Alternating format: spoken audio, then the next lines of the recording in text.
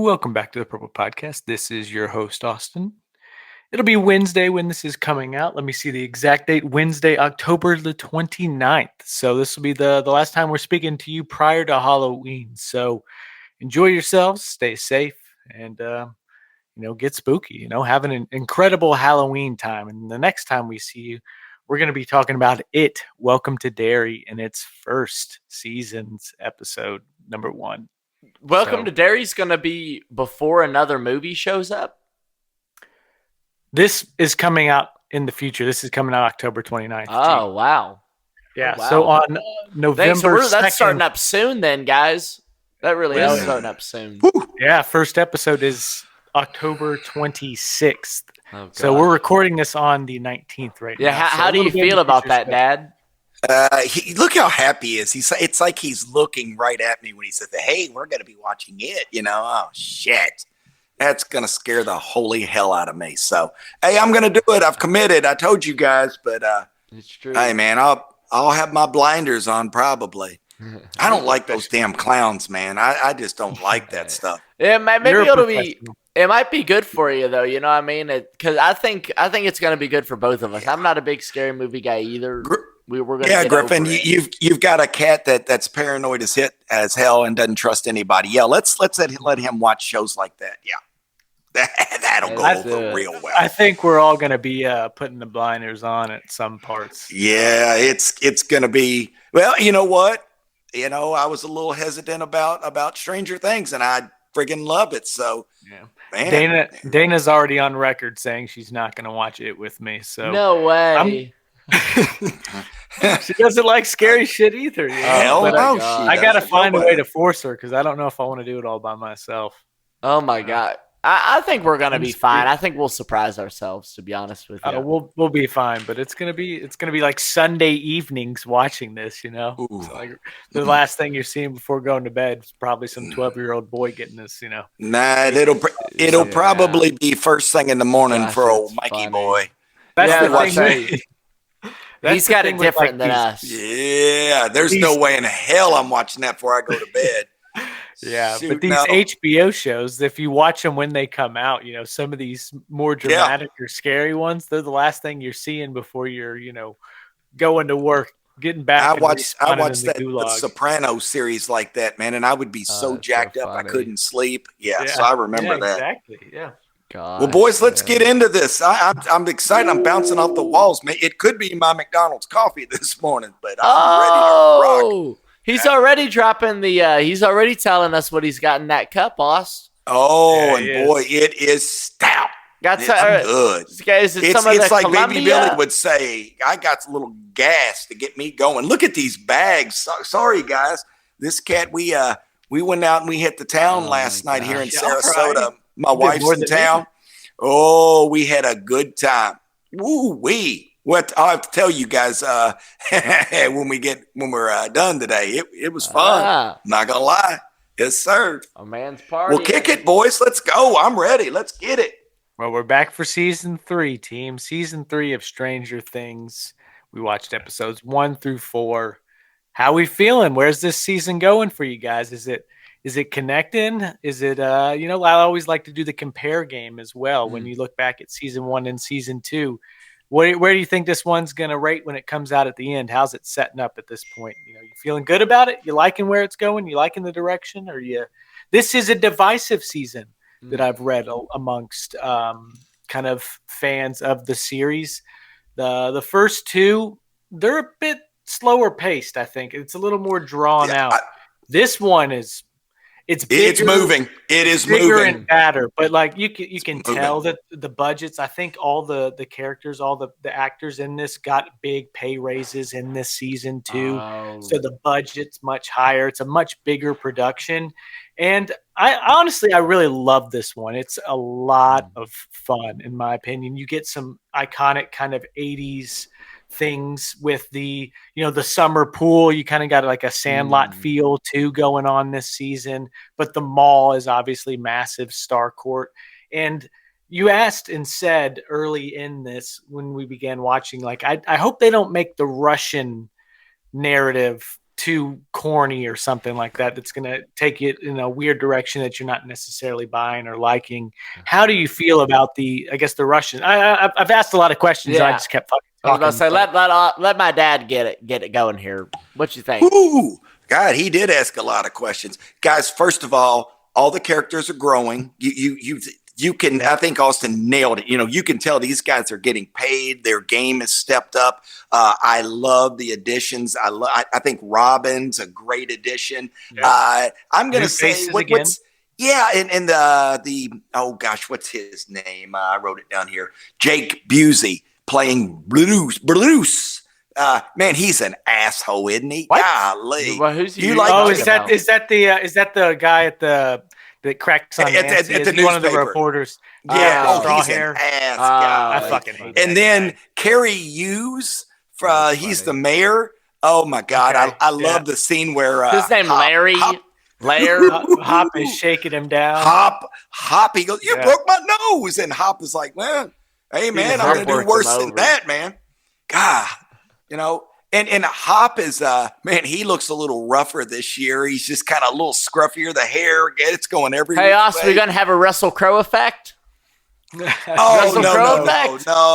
I feel like he seems pretty wry in this one. He's like, he thinks this stuff's in the past. He was really wanting to believe that. He was wanting to move forward with Joyce and have Elle as his own. And he's been a little looser in this one, I'd say. He's been more sprung, and he's really trying to seal the deal with Joyce too. And Austin, he knows about fine wines, doesn't he? Well, I don't know if he knows too much because he pronounces it, incorrectly. That being the Chianti he takes. I thought of you immediately. I went, "Oh my God, Austin's going to rip him." So, golly. And the other thing is at the beginning, you see Hop, of this particular chapter. Hop has got on his Hawaiian shirt. Guys, that's Magnum PI. If you remember that, everybody wanted to be Magnum PI, so he was trying to emulate Magnum PI, going out and then trying to act like he knows what to order and how to. It was just a shit show. I thought it was funny that his order was a bottle of wine and a double scotch. He was going to drink his scotch and then he was going to have wine after. It was just kind of a bold first order, when he first showed up. I'd say Hop likes to drink. I think Hop was expecting a pretty crazy night with Joyce Byers. I think that's what was going on. Yeah. Hop's a little sprung. Let's call it what it is. As Griffin say, maybe Hop's a little horned up. What do you think there, Griff? Well, we've known that. I mean, I'll say this. Well, who wouldn't be? Joyce is hot. I mean, come on. Jeez, put it away, Mike. Settle down, Mikey. Hey. Your wife's right across the room. Jeez, settle down. I love the show. I'm having so much fun watching. I think this season it's not doing it for me as much as the other ones. I think it's taken this very silly, kind of simplified approach to a lot of the characters that I haven't loved, to be honest with you. I think that Hop's character, he's doing a lot of things that seem very out of character. Yeah, I agree. For Jim Hopper in this season. Mm-hmm. And it's what's happening here? He just there's way more of this comedic, silly edge to him. Are you saying they're reaching a little bit? I'm saying maybe they're reaching a little bit. It's Hop wouldn't act that way. Why is he acting so silly? They've kind of turned him into more of a buffoon in this season. And that's fair. That is not how he is. I have to agree with that. It's why is this happening? And I mean, I think that I've really been enjoying a lot of the other characters' portrayals. I think, there have been a few silly things with maybe Elle and our girl Max, kind of being, I don't know, just really kind of petty. I thought some of that was a little silly, and the boys being maybe a little dumb too.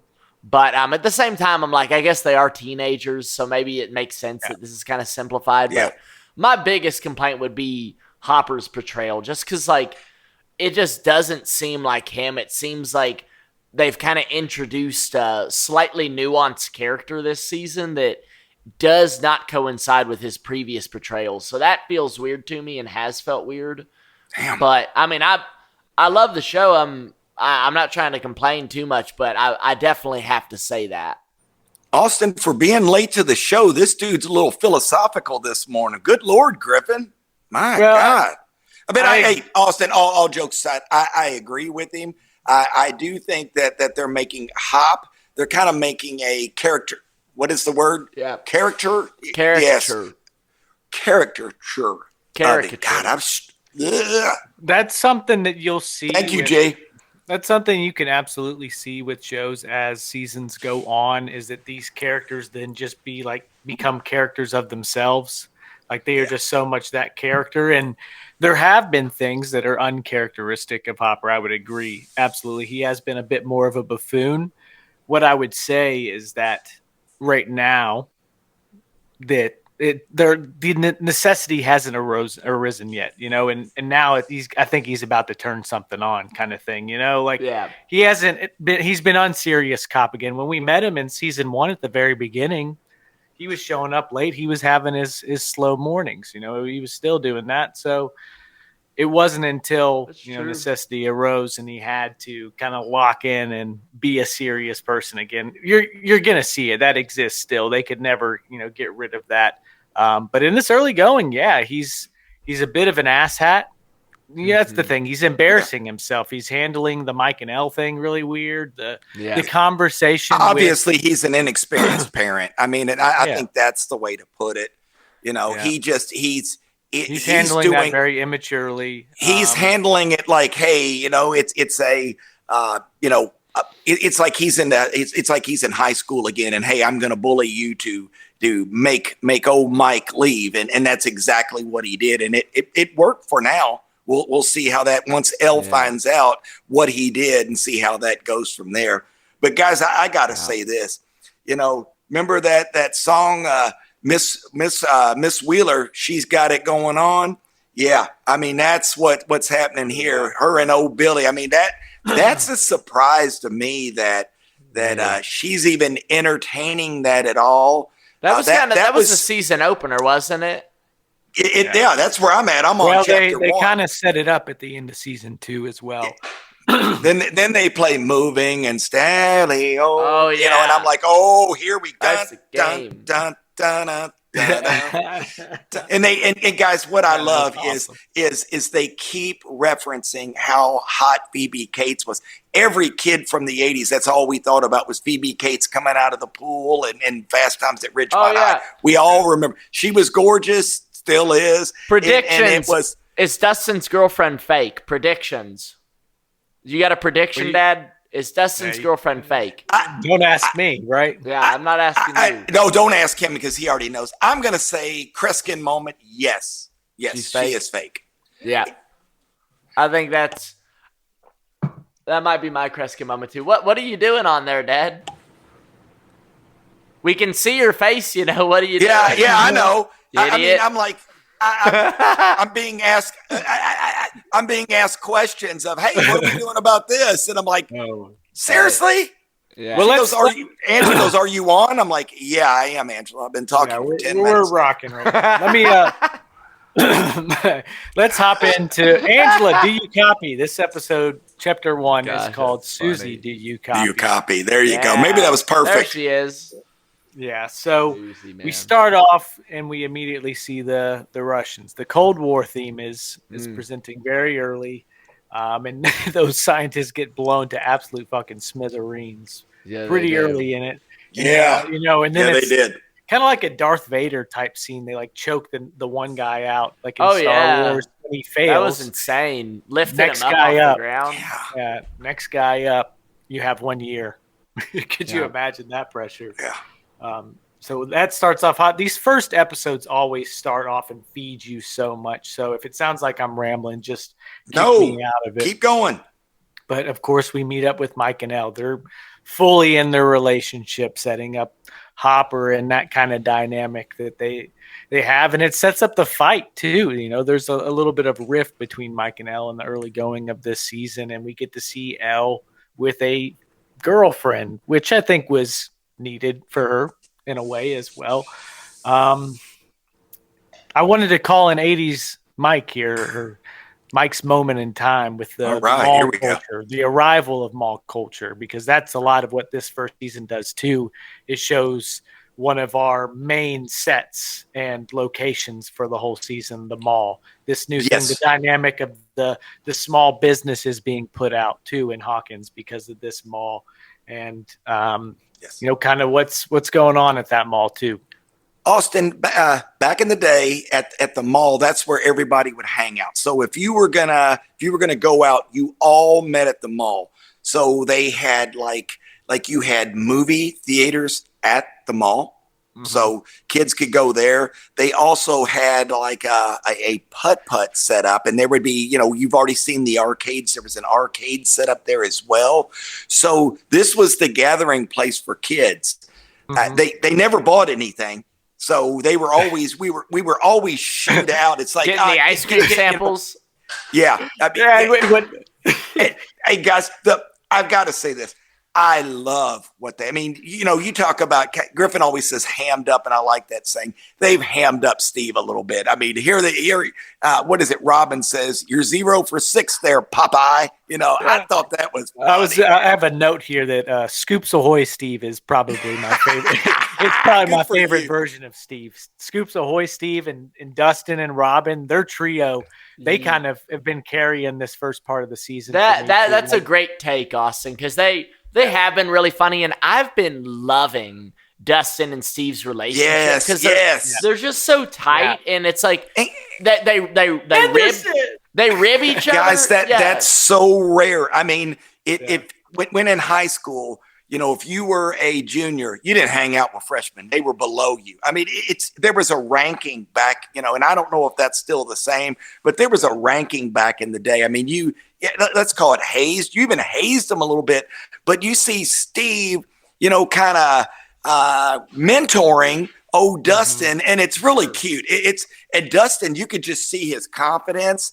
Man, he's, you know, there's a scene later on where I don't know what that goo they're pulling, the ooze or whatever, they're pulling that out of the canister, out. Goo, And they pull it out, and Steve says, you know, hey, back up. Dustin said, no, man, if you die, I'm dying with you. It's like, you know, he's his ride or die. Yeah, like Steve's like, kind of cool. Okay.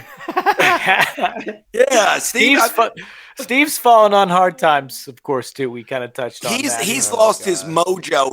Guys, this is like Fast Times at Ridgemont High, where what is it, Judge Reinhold? He had this little hot girlfriend in the movie, and then all of a sudden he lost her, and it's like, you know, he just shrunk into into abyss. What was that place called that he worked in there? It was supposed to be a Long John Silver's, but it was called something funny. It was something. I'll try to look it up while you guys are talking, but it was funny. Oh my God. Yeah, I love Griffin, and you guys are right. I think those three are kind of putting this together. The other ones, okay, Oz, it was well done, because I just think they're kind of pulling this all together. The other is just kind of all over the board. The Billy thing with him, oh my God, Billy is, man. I told Austin this earlier, or maybe it's Griff. I told you that Billy, man, he is kind of carrying the show on his back with his acting. Man, he's doing great. Call it whatever you want. Yeah. I mean, it's crazy. It's psychotic. It's almost like a werewolf movie, what he's going through his body. But man, he's kind of carrying this season right now. So yeah, more to come with that cat. Yeah, there's a lot going on. You can, and even taking notes for these episodes, there's so many different storylines and so many people like honing in different ways, kind of that we saw, like where we're left at the halfway mark here was similar to season 1, where it's like everyone's kind of honing in again. You know, he's back. You know, we're in the movie theater in the first episode, and you see Will's hair stand up on the back of his neck when this Billy kind of storyline's going on, where Billy gets taken, you know, like Boggs, you know, holding on. We already made a comparison to him and Boggs with a shower scene in season 2, but Boggs is returning in some kind of ways here. But for sure. Yeah, I mean, what the fuck was I even saying? Pick me up, dude. Oh, that's the worst, man. That's the worst, guys. When Will got his spidey senses, like, oh no, fucking old Yeller, this guy, here he goes again. God, coconut head. What about his hairstyle, man? The kids are getting weirder and weirder looking too. I kind of. What about Nancy's hairstyle? What the hell has she got going on? That is awful. She looks like a 70-year-old woman with a, with the purple hair, man, or the blue hair back in the day. Funny. She's such a cute girl, and they've got her with this big bouffant. I kind of wish Mama Wheeler would go back to her original hair too. I think I like that the brown a little more than this blonde or whatever she's rocking. That's Stacy's mom. Yeah, she tones down the look at the end when she finally ends up not going to see Billy, when she changes her mind. She switches her look up a little bit, and she has that kind of come to Jesus with Nancy, which I think is a really strong scene. Yeah. Like when nothing said, they're just looking at one another, and they kind of say stuff. What? Well, when she's walking down the stairs and she sees her eyes, she sees her getting ready to tear up. I thought that was pretty emotional for this show. And again, you said at the beginning, Austin, the acting. Everybody has stepped up their game. Again, some of it a little silly, but I think they've really stepped up their game. Yeah, but what I was saying with Nancy and Karen, they have that conversation that says, I am who I am because of you. Nancy got fired from looking into this rat story. What about this whole rat dynamic and what's going on with Mistress? You little rat bastard. That's one of my themes, rat bastards. Yeah. But that first episode kind of sets a whole lot in motion. We get the mall. The magnets aren't sticking. That's getting ready to come up. The pool is set up. I said, how the mighty have fallen when I saw Karen, because her look is crazy. They got him looking. They got everyone looking kind of crazy, I think, this season. Aside Maybe from not Joyce, Lucas, though. I think Lucas looks good. I think but I think Elle looks good. Like a sweatband on. That was kind of goofy. I'll tell you what he did have. He had that damn wrist rocket when he needed it most, didn't he? He hit Billy right in the face with that wrist rocket. Funny, man. That was awesome. Oh, what an awesome scene. What did you think of old Billy at the end? He wrecks his car, and then all of a sudden he gets sucked down this. This bar. As I'm writing, I was taking notes. What did I put down here? I said, Billy bites it. I thought he was done. I thought he was toast. I thought we were going to see after the first episode. I did too. I thought I thought he was toast. I thought we were going to see that was it over his mouth. I thought he was going to be pinned up in the corner, and we're having a funeral for old Billy boy. I'll say this: there's more that he needed to squeeze out of that character. He's got some. Yeah, he's too good of an actor. I do think that compared to the other seasons, this season probably has. You might have said the opposite of this, Austin. I honestly feel like this season's been a little slower for me. Like, really? I don't really feel like a whole lot has happened in terms of like the big drama of the story. Like, I feel like we were getting more of the like crucial drama of maybe what I don't even know what you would call the creatures from the Upside Down. Would you call them like aliens of some kind, or is it just like supernatural? Whatever it is, just whatever these beings are. Sure. I just feel like we've gotten a little bit less. Personally, I feel like I've gotten less of that in this season compared to the other seasons at the halfway point. I feel like this season is focused a lot more on like the personal connections and the relationships. We're seeing a lot of Mike and Elle's relationship, a little bit of Lucas and Max's, and Joyce and Hopper's too. So, and that's cool, and Jonathan and Nancy's as well. I think that's interesting, but at the same time, like, I don't know. I think I'm still in that spot where I'm like, I want to see how this picks up. And you said it a few days ago, Austin, like this last episode 4 ends on a really high note, right? You're like, oh my gosh, I just want to keep going. So I'm hoping things keep going upward from here. What I kind of, and why I think it seems like it's gotten going quicker, I think, is that our enemy is so like present. We're so involved with our enemy, like right off the bat. like there's so much more. There's a lot more mystery and slow burn to like the real enemy. I feel like in the previous 2 seasons, like we are like pretty like, and people aren't as quickly to dismiss. I guess Hopper wants to dismiss it, but as soon as magnets start acting buggy, Joyce is like, "What the fuck's going on?" She's thinking the same exact thing. So it didn't take long for the team to this time around be like, "Oh, yep, enemy's back." Kind of thing. Well, that and Will keeps getting that feeling like something's going down. So and there's we're seeing all of what Billy's doing too. Like we're seeing we're seeing the other side of it, and we're seeing that building. So it feels like there's a lot of momentum. It's just a matter of when the hammer falls, and as we see at the end too, Billy comes back home to his, I guess, second in command, I guess, to him or the girl, and is like, "Oh, she could have killed me tonight," and she says, "Not us." And we see that not only have they been infected, not only have her parents been infected, the head journalist, the editor, he would be the editor of that newspaper, I would presume, probably editor in chief. Yeah, so not only have they now been infected, but it's a whole army kind of building. And what the hell is this big monster this season? And you see it kind of in an Easter egg. The Thing. Oh, that's true. The Thing is on the wall, and that's kind of the, I guess, inspiration of sorts for the kind of visual, I guess, just personification of this evil spirit of enemy, whatever, this thing from the upside down that's latched itself out here, which I guess was kind of an interesting story. And even how quickly they were to kind of understand that, like the whole team is used to dealing with this force now. So they were very quick to understand, yep, it's back. It's time to lock in. Code Red.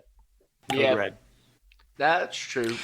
Yeah, but the thing is that Code Red, every time they say it, no one ever responds. It's like, they come on, guys. Hey, Code Red, Code Red. Well, and Dustin's been he's on his own little mission, of course, but the groups aren't speaking, so they have no idea what Dustin's up to. He's just not. There's no cohesion anymore with these cats. You're noticing that. What'd you think about old poor Will the Wise, or where you have something you? Oh man, I felt so sorry for him because that's what happened, and you guys know this. Mm-hmm. That's what happens with your buddies. It's like, hey, one of you gets a girlfriend, and then the others are like, well, I don't have a girlfriend. Girls. Yeah, day without girls. And it's like, dude. That's the sound of destiny. Yeah, they want to be around those girls. Mike was loving that. He was getting, kissing on Elle all the time. And then, we already talked about Hopper. And then Hopper backs poor old Mike into the car, and you could see it coming, man. That was one of those come to Jesus talks. Mike was being kind of a little asshole too, though. Well, he pushed don't you disrespect me. You don't mess around with Jim. No, and there it is, Austin. Yeah, we got our reprise to that, didn't we? Yeah, the mall rat is kind of that big. This is kind of. I speak, and you're gonna listen. I love that, man. Well, golly. Will, man, and damn, Mike stung him too with, "It's not my fault you don't like girls, Will." That was a little bit of yeah, what's that mean? You guys, you reading a little more into that? I think you can read into it a little bit more, but you don't even have to, because Lonnie called it, had some choice words for his son in season 1, which Joyce let us know. Well, that's true. Yeah, I mean, I think that was a really tough scene for me. I did want to mention that where Will tears down his fort, and that they really made you sit with it, just watching him do that. And it's like, that's another one of those things where it's like, man, that's so, you want to be like, oh my gosh, what are you doing, dude? Like, that's so silly. But like, kids do that stuff. I did stupid stuff like that, when you're growing up, and you're like, man, just dumb stuff. But it was sad, because you do know that feeling. The feeling of kind of getting a little bit older and your interests just shift, and, maybe sitting around in the basement and, playing damn Dungeons and Dragons isn't doing it for you anymore. It's not, that stuff does happen. Left in the dust. He's getting left in the dust. Poor Will. Poor Will. Will the Wise. Maybe it would have been better if they took him out in season 2. Maybe he wouldn't have to deal with it. Maybe we wouldn't have to deal with the heartache, man. I mean, well, and you know what? I mean, we've switched Will riding home in the Billy. rain. Yeah. Oh, it was bad. I always get scared when that motherfucker goes off on his own. You know, even knowing where the story goes, it's like, what's gonna happen to this guy when he's goddamn alone again? He's like Schleprock off of Flintstones. You know, something bad's gonna happen every time. This is a funny thing in reading some of this kind of what went into season 3. They're like, we couldn't let Will just go through absolute hell again this season. Like we had. Did the writers say that? Did the writers say that? God, that's so it's like funny. we put this guy through fucking misery the first 2 seasons. We got to that's what we talked about. It was brutal. It was absolutely brutal with that kid. I mean, he was on his back. He was we called him Old Yeller, Mike. Yeah, that was perfect. And we meant it perfect. And I mean, now, I mean, Billy's taking that spot. But Billy's he's taking it, but let's face it, Billy's fighting a little bit. I mean, Billy, I swear it's like American Werewolf in London to me is what I'm watching. You know, this cat. He just I call him a lost boy. I think I'm telling you what, mark my Kreskin moment again. I think this kid, old Billy Boy is going to be big time. I think he's going to be the next Heath Ledger, some kind of cat like that. I think he's a really good actor, guys. I like what he puts out there. One, he's a good looking kid. You saw him as the kind of the heartthrob, and now we see him as kind of the he's kind of crazy psychotic. So he's got some acting chops. Okay, a lot. He's got some acting chops, guys. Yeah. Hopefully you all agree with that. That's kind of a funny take too. Like, what did y'all think when he's like walking to the lifeguard tower and all the older ladies are just checking him out and he's got the swag and all that stuff, you know? They're wearing heels to the pool, guys. Yeah. Miss Wheeler has got heels. That was ladies did do that back in the day. They would wear heels. I'd love to help you with your breaststroke. Oh my gosh, that's so funny. Yeah. What was the line? He said something. He said something about it'll be the best time of your life or something. Yeah, he really was laying it on, man. Yeah. Well, she was buying it too. And I do agree, Dad. I think that, like, especially in that sauna scene, whenever I see a scene like that, I'm always thinking, how hard would that be to actually, commit yourself in that moment and kind of look like a crazy person? Like, how would that actually be to do that? Yeah. So it would come off believable. But look at that, Griffin. That's my point. Is look at Billy and look at the chops.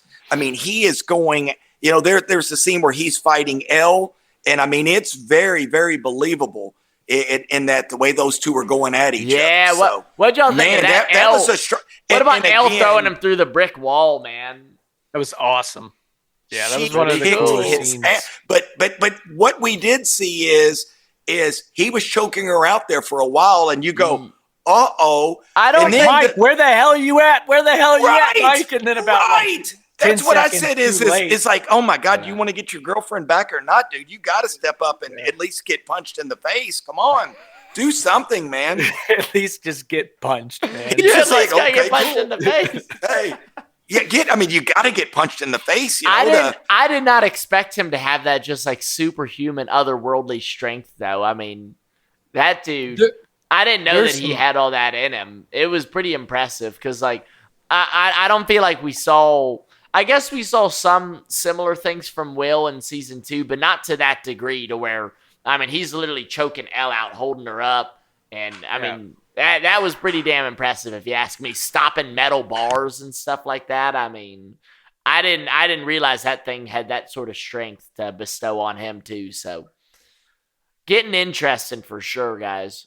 Yeah. I think there's a really cool kind of effect that they add in this season when, like, the editor gets mad once he's been infected too. Like when he gets pissed and he's firing them, they make the screen shake where it's like, hold up, this is kind of like inhuman strength. Like there's some kind of reaction that the characters have to it as well. Yeah. The screen shakes in a way it's like, oh, that's not just a person. There's something in there. And that sweating happens his nuts off too.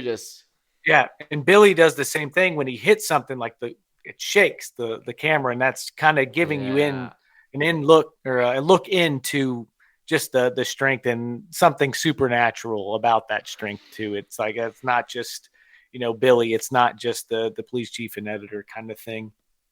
What did you think about chapter 3, the case of the missing lifeguard, was pretty freaking crazy. With the with Heather. The girls are kind of honing in on Billy because they don't know what happened to him, right? Ella had seen him because they were spying in episode 2. But they're just kind of pursuing it. It's a rainy episode the whole time. Mike, are you taking a bunch of pictures right now? No, I'm sorry, guys. I didn't hit mute. Take a guess who's doing that. I've got like a fly buzzing around here, and I'm trying my best not to look. Sorry, fellas. You're all good. But the girls are looking into Billy, and they show up at the girlfriend's house. I can't remember the character's name right now. Heather's her name. Heather's her name. And they're just having dinner. Okay, regular old thing. Billy's hamming it up. Even though he's sitting there with like a lost boy, with an earring, these parents seem to not care about that because he has so much charm. Well, what about he has beer in his room? He's got beer cans in his room. It's like, oh, okay, cool. And he's got a joint in his room. I mean, nudies in his desk drawer. Yeah, he's got a table. The penthouse is even worse. And that was funny. I mean, this apparently he can do whatever the hell he wants to do, But then the Miss American Pie kind of ending the twist where they're taking the parents. That was pretty creepy, man. Like that was one of the more moving might not be the right word. That was definitely one of the more like impacting scenes from this first half of the season where it's like it's just so cold and you see Heather say, "Oh," she's like calling him daddy and stuff, and it's like this weird just like juxtaposition while she's hitting him in the head with a freaking wine bottle. It's just like, oh God. Hey, here's a question I had. When she hits him as hard as she does in the head, the cranium with that wine bottle, is he going to be up 5 seconds later for her to be talking to him and saying, his eyes might be cross-eyed and his tongue might be out of what do you think? Is that guy going to be with it at all after she hits him that damn hard in the head?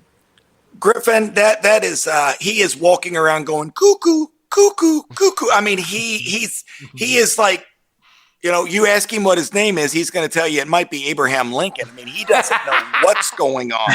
He got cold cocked. There was no way that cat might be Johnny Hawkins.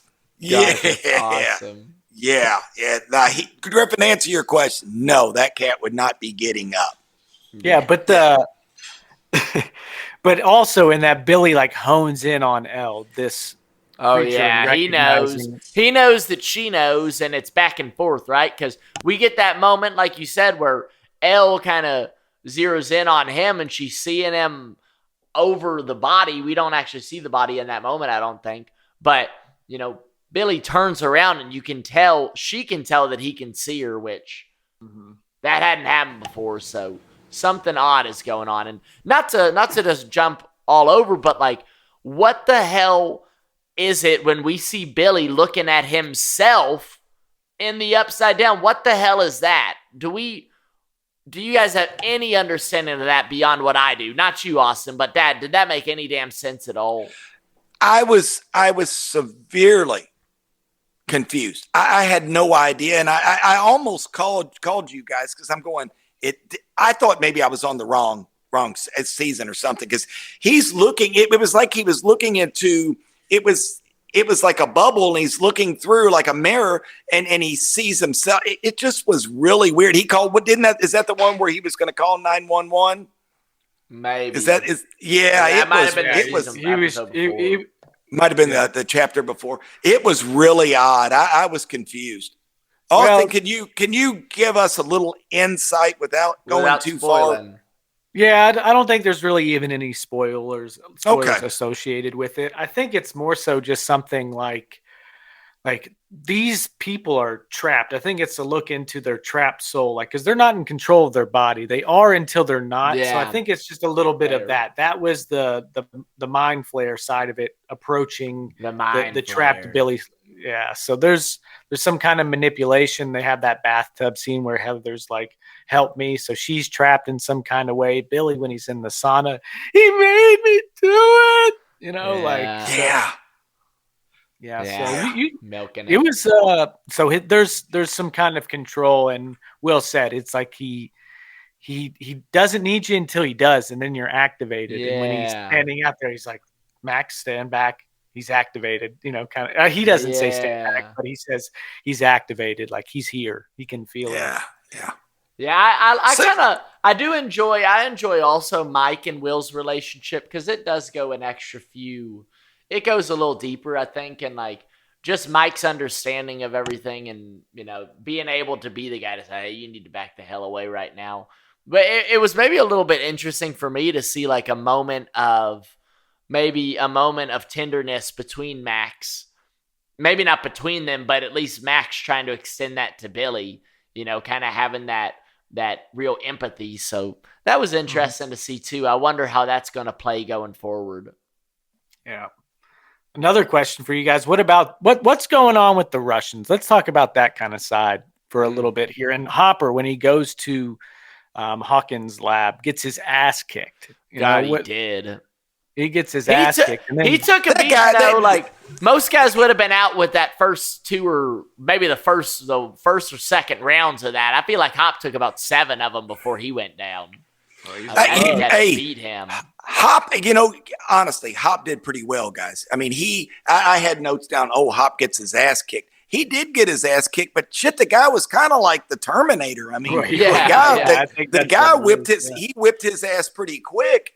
I mean, he was a big, stout guy. I mean, Hop put 2 and 2 together when Joyce said, "Hey, he was on a motorcycle, and here's, that was funny how she was describing, hey, the license plate on it could have been a B, it could have been a K, it could have, yeah. I mean, that was funny, but Hop put 2 and 2 together and figured it out. So, yeah. And I Joyce strips him down, dude. They all look the Rain Bates move, huh? Like Hop Marty is McFly's running around mom. with his ass hanging out. Yeah, he did. Yeah, my clothes. Yeah, that's funny. That was good. You guys have it. Let's start kind of wrapping into our categories here. Do you guys have a favorite episode from the first half? Oh, favorite episode. Yeah, that's a tough one, because episode 1, it just seemed like, if you say which one did you take more notes, I've got like 3 pages of notes from the episode 1 of season 3. Yeah, there was episode 1 is fun. You get to see a lot of the new characters, and that's, again, I really liked Robin. I thought Robin does rock. You could tell she's intelligent. Obviously, you can see down the road that she and Steve are going to get together. That's going to happen. Yeah. But she brings a little of, hey, I think through things, unlike you assholes, where you don't think through it. You let it happen. Oh, here, let's say this. And I agree. I think episode 1 could be my favorite, just because, like, I think it gets you riled up a little bit, and it leaves you on the big cliffhanger of Billy getting kind of abducted and pulled away. So I really did like that. Not to be all on the gripes today, but I always got to have a little bit of a gripe when we get to like translations and stuff. Like, do you guys know how sophisticated of a language that Russian is? Like, apparently not too tough, Griffin. Robin figured it out in no time. Yeah, I mean, like that. That's one of those things. I guess that's why I was saying I think Robin's pretty sharp, because she already said she spoke, 3 different languages. That's the writers trying to make it not so unbelievable, but the way that Robin's gonna kind of decipher this Russian with a freaking little pocketbook that Dustin has, I think the odds are pretty slim. I'm gonna be honest with you guys. Yeah, but she's like Mouth. She must be descendant of Mouth from the Goonies or something, Yeah, maybe just read so. the old Spanish Shoot, maybe they were contemporaries. Didn't the Goonies come out in 85? Yeah, look at that. Yeah, maybe they were in a club cross country. They were pen pals or something. Oh my gosh, that's awesome. Yeah. That just a little moment. What about you, Austin? Did you have a favorite episode from this season so far? I think episode 1 is really good. I love everything with Dustin and Steve and Robin. I like what's going on there. And also Erica. We haven't talked much about it. Erica. Yeah, that was great. That was really cute. They've kind of written her into a recurring role here, and she's lifetime of ice cream. Yeah, that's for life. That was really for life. Yeah. It was cute. See you on the other side, nerds. Yeah, she is really good, and she's effective. There was this scene where Robin looks back at her because Justin can't fit into it, and she's asking for the whatevers again, the samples again, and it's kind of like the Grinch seeing Max. You're going to be my Rudolph. Max, that's funny. Yeah, that's a great point. Child endangerment. Yeah. So point. I'm going to go with 1 just because I don't know. I love the establishment of the mall, and this season does feel a little bit grandiose in ways. It's the big commercial product of this. But I'm riding it. I have a lot of fun with this season. Certainly. Well, and make no other assumptions. I'm loving it. I'm having a great time. Once we get off here, I'm going to make some food and watch episode 5 for sure. I'm having a great time, but yeah, I do agree with you. I think you can see how there is a bigger budget. This show knows it's got something, obviously, at this point. Probably more There's so expectations. than it had. Yeah. I think like the gap between season 3 and 2 was like almost 2 years. So as this thing goes on, it's a running kind of dialogue and how long this show's been running for, and how many great shows have started after this began and ended before this is going to end. Wow. Because it's been running for so long. It's just that the seasons have progressively gotten longer and longer to produce because, for one thing, there's massive expectations. So you want them to take their time. You don't want to rush this shit. And it's a much larger scale and a much larger operation. It's $1 billion show for Netflix. Now that is pretty amazing. So I'm looking it up right now. Season 3 premiered in July of 2019. So we're 6 years down the line, and we only have one other season that is currently out beyond season 3. I mean, that's wow. That is a long time. The last thing you want is and I think they're doing it right. The last thing you want is a Game of Thrones where you throw that last season together and everybody is just so disappointed because you're vested in this. I mean, we're vested in this. Look how much time we've put into this, and then for them to slap a season together, you can. We have been watching a lot of Stranger Things, guys.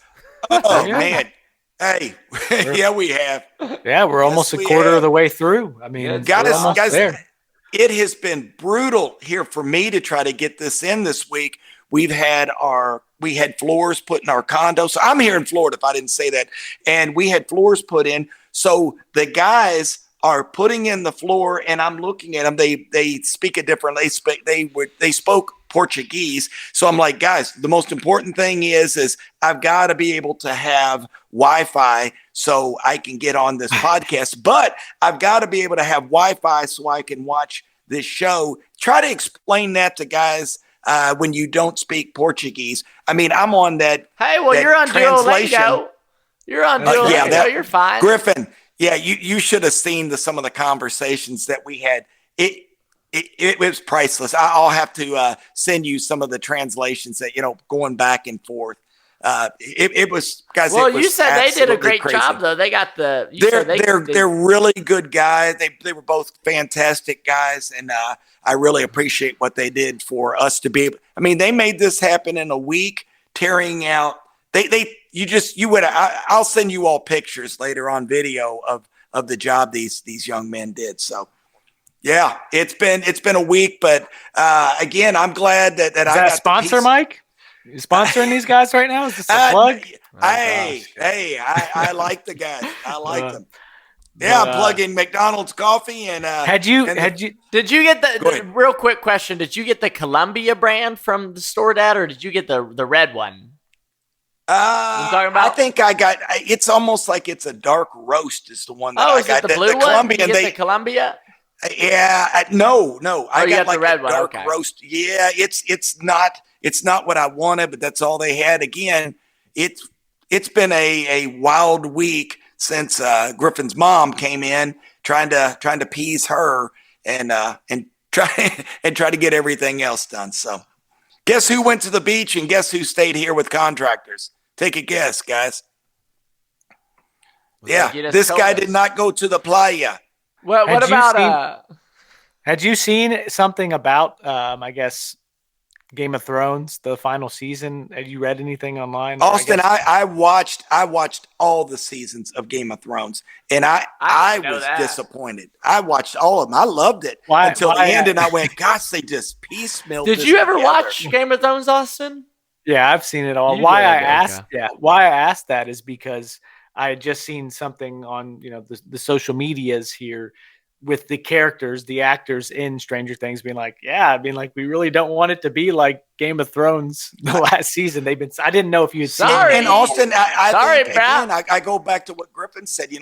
You can obviously see, Dustin's starting to grow up a little bit. He's starting to look more, he's not a kid anymore. He's puberty. He's a young adult at this point, and Steve, my God, he's 43 years old by this time. So, but these, you can tell the characters are starting to grow up, especially Millie Bobby Brown. You can tell she's growing up.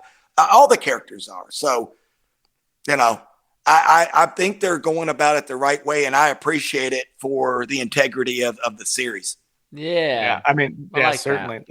Let's talk about our favorite characters, and let's kind of just move on through them. We'll get our favorite characters, our sad sack, and our sixth man, and then our themes and things. Nice. We can just kind of guys, I'll kick it off. I really I had three of them that I liked, and I've got four. I think Millie Bobby Brown is fantastic. Yeah. Every scene that she's in, there's something about her eye contact, the way she just the focus. You can see what she's thinking in her eyes or what she's going to do in her eyes. So she's a great little actress in my opinion. But I really like Erica's, the small parts that she had, what she did. I think Erica, can we start calling Erica Scrappy Doo? What do y'all think? It might be. That's kind of funny. I think we got a little Scrappy Doo with Erica, if I'm being honest with you boys. But I like Lucas with the slingshot. I thought that was really funny. Because he hadn't done a whole lot that so far. But when he did that, I'm like, attaboy. Well, he told Mike, I know how to get her back. He said, we're going to go buy her something. I thought that was funny. Yeah, I think that was cute. Well, we were talking about these kids never had money. Mike was like, I was going to get you something, but I only have $3.25, so it's hard. Hey, I thought a lot of that dialogue was fun. I'm going to take it right from you guys. I'm going to say what all of us are thinking. The best characters of this season, it's the trio of Robin, of Steve, and Dustin. Yes. That's the real. Yeah, it is. That's the trinity of this whole season, because you get a lot of humor from them. You're getting a lot of genuine moments from them, and we got to count Erica in a little bit there. She's contributing. She's a side character that plays in. Oh, come on. Maybe she's a sixth man. Erica is there in a lot of scenes with him. Yeah. No, six man for me is that freaking mayor. I love watching that guy get his ass kicked. I think that's funny, and he gets his ass kicked really good too. The guy, he sells that. Well, he's such a prat, man. He's damn like Spencer Pratt. He kind of is a little Spencer Pratt, like, isn't he? Yeah. Do you know who Spencer Pratt is? You don't know who it is, do you? Oh, he was in The Hills. He was. Do you remember Heidi Montag in The Hills? He was the boyfriend who was such an asshole. Yeah. Oh my God, he's such a dick. I know that's not how you meant it, but it was kind of funny. I was like, oh gosh. Yeah. What about that? But I love Dustin, Steve, and Rob as well. That's my pick. My sixth man, I got Erica. I think Yeah, Erica is so. a great six man. She's playing a good role. She's got a little point guard role on that team. She's contributing. She's a team player. I think she's the ball boy. Yeah, that's fine. I'd got her the ball boy, but that's okay. She got him into the whole elevator.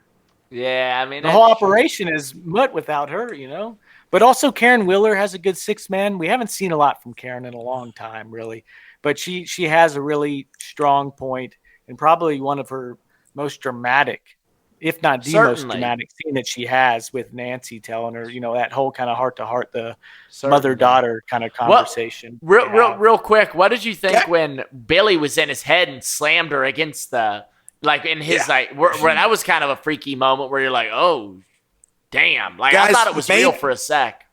Yeah. Maybe six man is Doris. Driscoll. Doris yes, Driscoll. Maybe six man is. Yeah. When she was eating that fertilizer, all I thought about was Men in Black. That guy with his arm, and he's walking out, and it was, to me, it was kind of comical in that then she looks up at that. Oh, she looked worse than I do this morning. So she was a mess. Oh, Doris might be my sixth. She did really well. We actually have a lot of 6-man options too. I think you could probably claim one of those dudes in the newsroom too, just being total monkeys, just idiots. But they are. Yeah, they suck. My 6-man though is definitely that freaking Mayor Old Lair. I think he's just so funny, man. Mr. Clark gets some clock again too. Some shine for him. He's got we love Mr. Clark. He was hidden last season. I feel like we didn't get to utilize much of Mr. Clark. He had a strong first season, but I feel like we didn't talk about him much last season. So it was good to see him back and kind of contribute in a meaningful way. Do his Mr. Clark thing, be smart and shit. The magnetic field, that whole science experiment. That stuff's funny. Great. Yeah, we don't have Bob the Brain anymore to pick up the slack, so we don't have Bob the Brain, but now we do have Robin, who has her old Bob the Brain moment too, with the wild cracking and decoding, which is kind of I like. Sad sack of the season. You got one? God, it's so bad. Far, at least. It's so bad, but it's probably still Will, man. It just he kind of has. And I like Will. I like Will, but he's got that like slightly annoying thing about him that he's got that bubble boy energy that makes you just want to dunk his coconut head hair. You kind of want to dunk his head in a toilet or something. You're like, this guy is such a. You're gonna call him Zombie Boy. You know what I mean? It's like, and I wouldn't, but it's like you get that little moment where you're like, oh God, this kid's just helpless. It's like, you want to steal his lunch money. Guys, oh man, the sad sack should stupid. He's ripping up all his that was in the rain. The sad sack that should be funny. Billy. It should be Billy, but it's not Billy. But it's not. Billy. Our boy Will is an absolute whipping boy. I mean, he is a whipping boy in this. My God, Steve could probably be a sad sack. That was funny. Striking out.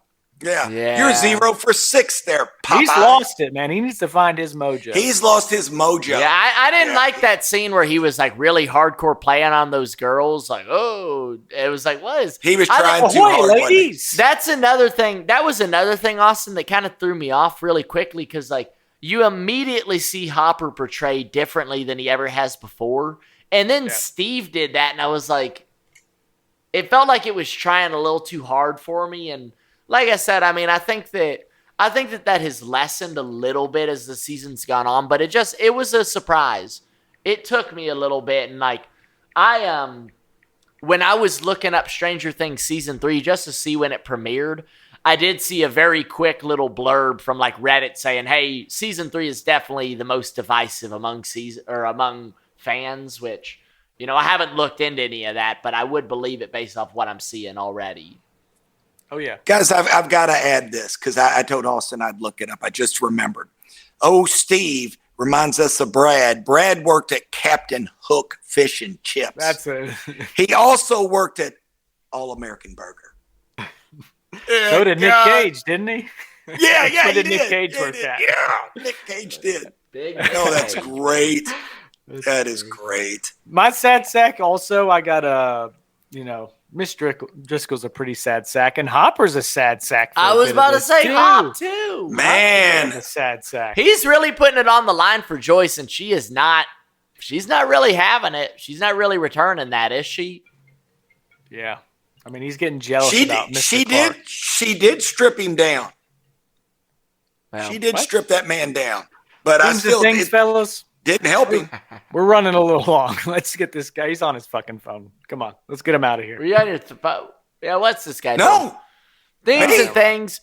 Like My you bad. said, Austin, we have 80s. We have I want to say like cornucopia bonanza, like we're at the mall, everything's getting bigger. We have the bigger hair. We're seeing the 80s kind of excess, and that extends to hair metal and all of that stuff. It's like Material girls. yeah, exactly. We're in the excess period right now, and I do love that. I think that's fun. So that's a part of it. A lot of it is just, as we've always said, adolescents growing up. They're getting to an even different stage where step. Yeah. relationships are becoming a bigger part of everything, and where just hanging out with the boys is not as feasible as it once was. Things are changing. And something else I was thinking, pretty soon here, we're probably going to see one of these kids get a job that's not just Steve. Like these kids are getting older. They're probably going to end up getting gigs. We already see Nancy and Jonathan working as interns. I mean, I don't know. I think a lot of it's just growing up, and obviously you still have that mystery edge. We have a little bit of I don't know. I think we have a little bit of that, like, I don't know how to say it, but we're seeing some characters on the floor right now, and I think we need to see that return to glory. It's really referencing Hop when I say that. So, those are the biggest themes I'm picking so far. Guys, Griffin, I think you nailed it. I think you see, they were kids and now they're starting to become young adults, and you see that. Again, I'm with you, Griffin. I've been saying it, every time we do this podcast. I really like Hop. I didn't like him as much this so far this season. He's kind of a jerk, but I get it as a father. When you see some young man grubbing on your daughter's face, it's not. And then when he's disrespecting him, like, hey, we played you. You don't like that. So I get it. He had that come to Jesus talk to him, and then we heard Croce. Hey, don't mess with Big Jim. That was great. Don't do it. So. He's singing in the car, happy as hell, isn't he? Oh, hell yeah. He was feeling himself, wasn't he? Yeah, gotta love What'd that. you think, Oz? I got Karen Wheeler's backstroke for one of my themes. She's got one. Sure does. I got less tormented Will Byers. Super malls versus small businesses, bigger and badder. Next step, growing up. New faces, rat bastard, cold blood, capitalism, and magnets. Yeah. And Number one, Teenage Mutant Ninja Turtles, Green Goo. Green Goo, Scrappy Doo. Yeah, And Scrappy Doo. We got Scrappy Doo. Well, all right, guys. We'll get this one out of here. We'll get on moving. We lingered maybe a little too long on this one, but that's fine enough. We'll be keeping it on, keep on going. We got episodes 5 through 8 coming up, and that will be coming out next Wednesday. So looking forward to it. We're almost, as I said, a quarter of the way through it. A lot more to come. You guys got any final remarks about where the season goes or anything like that? Not really. I'm excited for it. As we keep saying, I've been loving doing these Stranger Things podcasts. I think that they've been a lot of fun. I think we've gotten a lot out of it. And, I'm just really enjoying going through this with you boys. So let's just keep it rocking. Purple Podcast all the way, baby. Absolutely. This is so much fun. I love the ability to be able to travel and still be able to talk to you guys and do this. Let me say this, guys. I apologize for all the knocking, sounding, the picture taking. I even had to jump up at one point in this, so apologize for that, guys. But hey, the show goes on. We're doing everything we can to get these episodes out. My boys here, they are kicking ass. Please take an opportunity. Check out some of these reels, man. I keep saying how funny. Austin, God, man, you should be making money doing that. They're so damn funny. Griffin, yours are really, really good too. You guys kick ass. So, guys, keep doing what you're doing. I encourage everybody to get the word out. We are trying really hard. If there's a movie that you guys would like for us to do, I'm even doing it if that tells you how dedicated we are. So, keep watching, guys. More to come. Welcome to Derry. Woo! Yes, sir. In Mike's britches. Probably. Yeah. All right. Probably. I've made that joke a few too many times, but it's all right. Yeah. That's okay. We'll keep on keeping on. Thank you guys for listening. As always, if you've listened all the way through, we do appreciate it. Give us a like, give us a share, give us a follow. Do whatever you can do. Do whatever you feel like doing. But if you are liking it, it's much appreciated if you let us know and send it on out. But other than that, guys, Firework Mike is back on the outro. Yes. That's great to see. Good stuff. Love it always. But as I said, guys, keep it real. Seeing you soon. Bye-bye.